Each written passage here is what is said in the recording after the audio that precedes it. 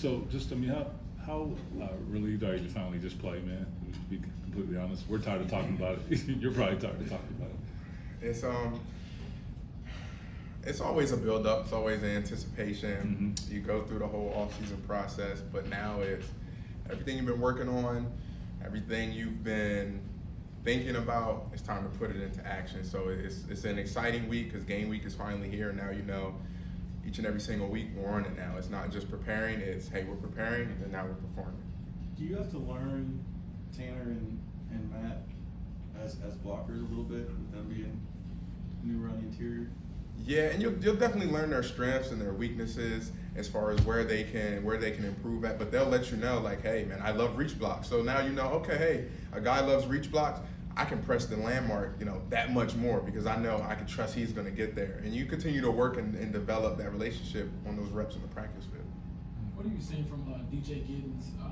He's a very quiet guy, at least with us, but I would imagine in that running back room he's a little more talkative. You can just tell he's trying to soak everything in like a sponge, and I think that's actually really important. And I think it's actually a good thing that he may not speak as much, initially, because I just remember my freshman year of college, coming from a small high school, going to a large school at Wisconsin. I just wanted to observe everything. I wanted to see, who got things right, who got things wrong, what were the coaching points, even things that weren't necessarily directed at me. So I feel like he's soaking everything up.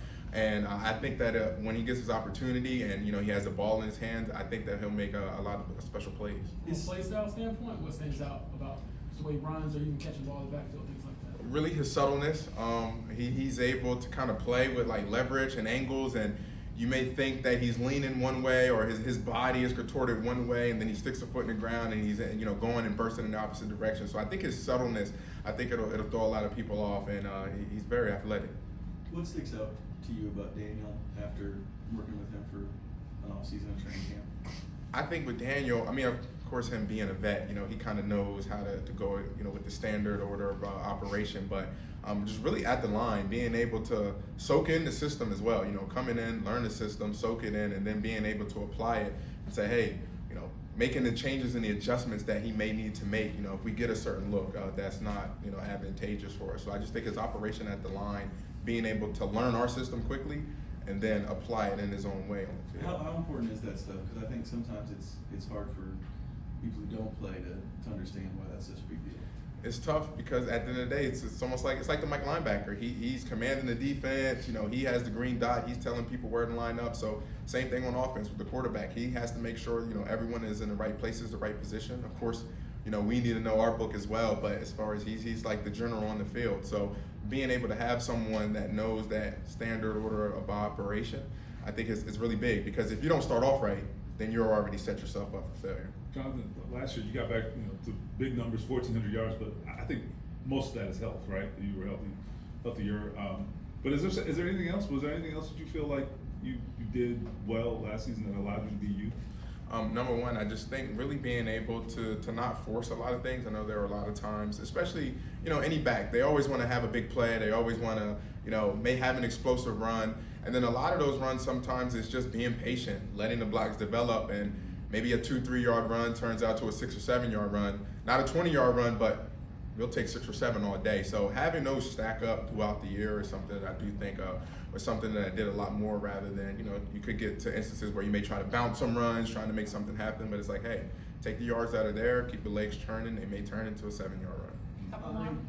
Honoring Jim Merc on Sunday, how special is that, and what does that mean to you? The family legacy, they built this place. They built this place, and it means something. Everyone that's in the building, they mean something. They all play a part in making sure that this organization continues to move forward in the right way. So our part in order to continue to move that legacy forward is, of course, making sure that we're prepared, ready to go, doing what we need to do in the community off of the field, but when it comes time to being on the field, it's going about winning the right way. And I think that it's going to be a really special moment. It's going to be a really special season because it was built on special principles. Does it add anything to this game in terms of you want to win on the day that he's going either your mind? I think, like you mentioned, it does add to it, because you obviously want to go out there and you want to win every game. You want to win every first game, but it even means that much more, because it's sad that we have to go in this way, in this manner to get it done. But we know he's watching, and we just want to put a good product on the field to ensure that, hey, what he left behind is still headed in the right direction. JT, one of the observations people had noted about Daniel over the course of training camp was that they may have underestimated the ability with his legs, that playmaking ability. Has there been a point that, he caught you maybe by surprise, or something that you observed about that element of his game to look at? Yeah, he's fast. Because, guys will hit 21 miles an hour in the game, adrenaline, sprinting down the field.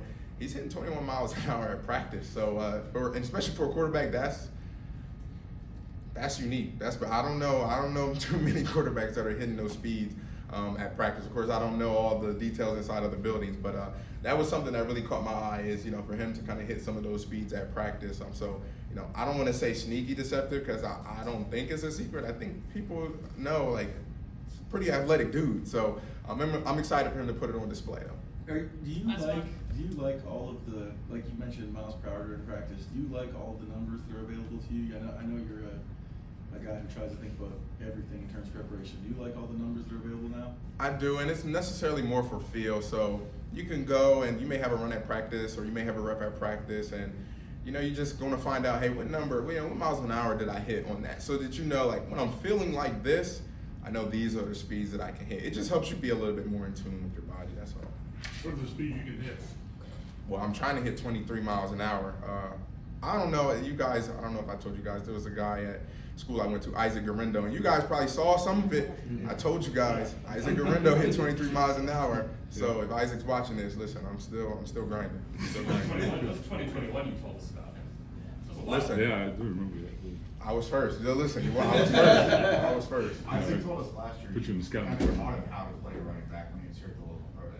Yeah, so Isaac, because he switched over from, he was like an athlete when he came in, then he was a receiver, and then running back, and that's tough. That's tough going from position to position, learning new techniques. So just trying to give him little nuggets and just letting him know, like, dude, you're fast. Like, people are scared that. Like, go, just run. Can you feel? I mean, do you feel 22 is different from 23, or?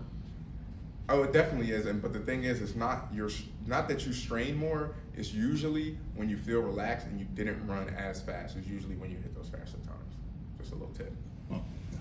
Right on you there. Yeah, because